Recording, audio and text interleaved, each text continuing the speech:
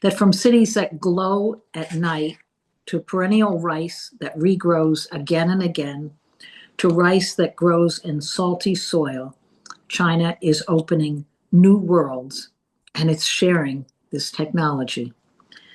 Now, a breakthrough in sustainable design has created plants that glow in the dark. This biotechnology offers sustainable, electricity-free way to transform urban lighting. Now, this is not just a fanciful, magical dream, avatar in real time. So far, there are more than 20 species, including orchids and sunflowers and chrysanthemums, that have already been engineered to shine at night. While not yet bright enough to completely replace bright streetlights, they offer a sustainable, low-carbon alternative to urban streets and parks. And a very beautiful thing, I would think. China has pioneered salt-tolerant rice strains developed to boost food security through breakthroughs that have successfully turned barren wastelands into productive grain fields across the country, opening millions of hectares of previously unusable land. Commonly called seawater rice, the rice is not planted directly in full-strength ocean seawater, but it can thrive in highly saline alkaline soils or brackish water. And researchers developed these resilient hybrids using wild, salt-tolerant strains and advanced breeding techniques. With rising seawaters, this is a global lifeline for many countries, including China. Now, rice feeds 4 billion people worldwide. It's a labor-intensive crop. It also has considerable carbon impact on the environment. Chinese researchers have successfully unlocked what's called the longevity gene in rice in order to develop a commercial perennial rice.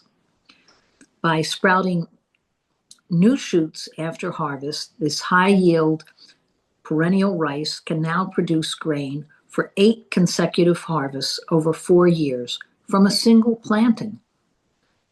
This is pretty incredible. It eliminates the need for replanting every season. Farmers spend almost 50% less on seed and fertilizer. It drastically reduces labor by 60% and cuts down on the environmental impact. Now, I also just want to touch on, as other speakers have, urban greening. Green development is now incorporated into over 200 cities in China, and it means implementing vertical greening, living green wall strategies in urban development to counteract rapid urbanization. This includes major urban centers like Shanghai and Shenzhen and Chengdu. These living systems act to reduce concrete heat absorption, improve air quality, lower noise pollution, and enhance aesthetics. High-density living walls are integrated into building exteriors, into parking garages and underpasses to seamlessly blend nature into dense concrete environments.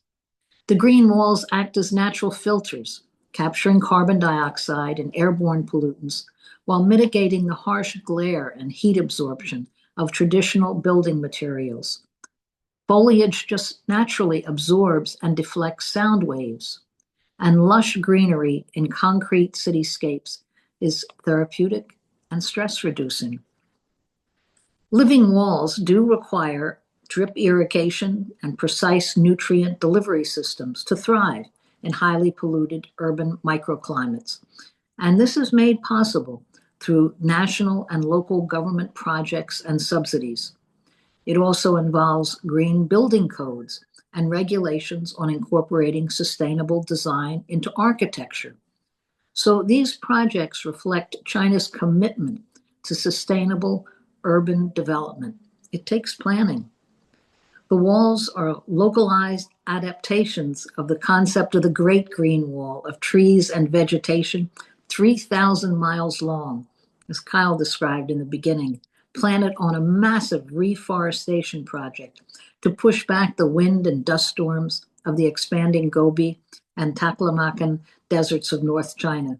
This program is entirely financed by national and local governments. And tens of thousands of young volunteers enthusiastically travel to North China in government-funded expeditions every year to plant trees as part of the country's monumental 3 North Shelter Belt Forest Program. Over 66 billion trees have been planted.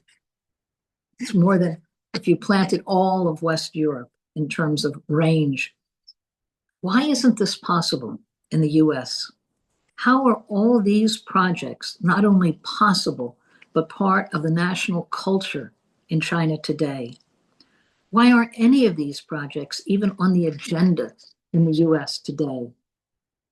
Now, China is a vast country that 100 years ago was in ruin due to imperialist looting, uncontrolled flooding, massive famines. Hundreds of millions lacked education, health care, and basic sanitation. The 1949 Chinese Revolution and the mobilization of millions changed everything, and it continues to change China today. The difference in capacity is based on the difference between the economic system of socialist China and the capitalist US. In the US, nearly all the wealth is privately owned by a tiny handful of rich capitalists. Every decision, nationally and globally, where these billionaires hold their dominance is based on what's immediately profitable. Production and investment are driven by market cycles of boom and bust. In China, the overwhelming majority of the resources are socially owned and by law are to be used for the development of the whole nation. So oil, gas, coal, gold, gems, rare earth minerals, water, and land are socially owned and used for the development of the whole society. So too, high-speed railroads, airlines, energy, communication, and most importantly, the banks, who play a crucial role in subsidizing and developing key industries. These key areas of the economy are all state-owned enterprises. They use the initial SOE. Private companies do exist and can make controlled profits, but they are not the deciders in society. The whole population benefits from production decisions that are planned to meet human, environmental, and future development needs. And it's a living, evergreen process.